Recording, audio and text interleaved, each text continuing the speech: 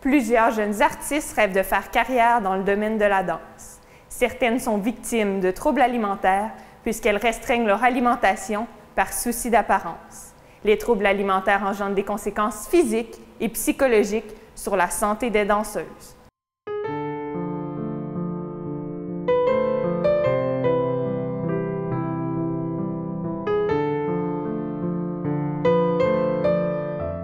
C'était des problèmes de nutrition à l'âge de 15 ans. C'était comme un moment un peu noir, là, tu sais.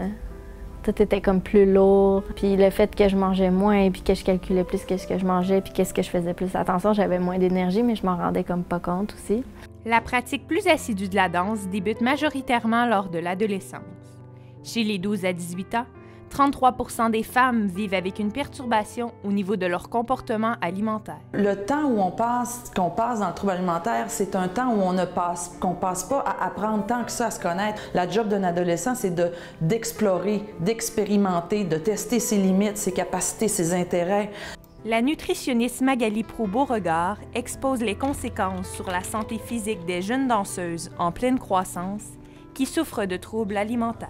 On va avoir des retards de croissance, mais aussi de grandeur. La masse osseuse ne sera pas la même, donc risque de fracture au niveau des muscles aussi. Le développement, tout est retardé.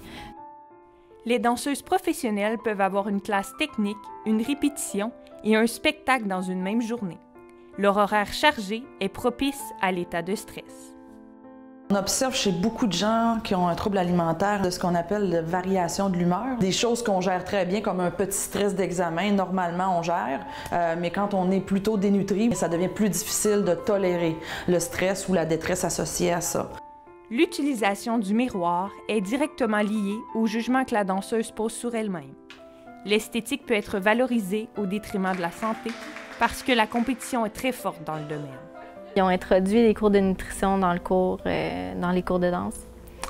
Puis, comme devoir, ils nous demandaient d'écrire comme un journal de qu'est-ce qu'on mangeait à tous les jours. Puis de voir sur Internet, de calculer les calories qu'on mangeait par jour. Il existe le trouble alimentaire non spécifique qui combine plusieurs symptômes d'autres troubles, comme l'anorexie et la boulimie. Il peut se manifester par l'oubli volontaire d'un repas, juste avant une performance. Lorsque notre corps est restreint en calories, on tombe dans un état qui s'appelle un état cétogène. On n'a pas de glucides simples pour nourrir nos organes. Le plus important, c'est notre cerveau. Et en danse, c'est hyper important, la concentration, la mémorisation.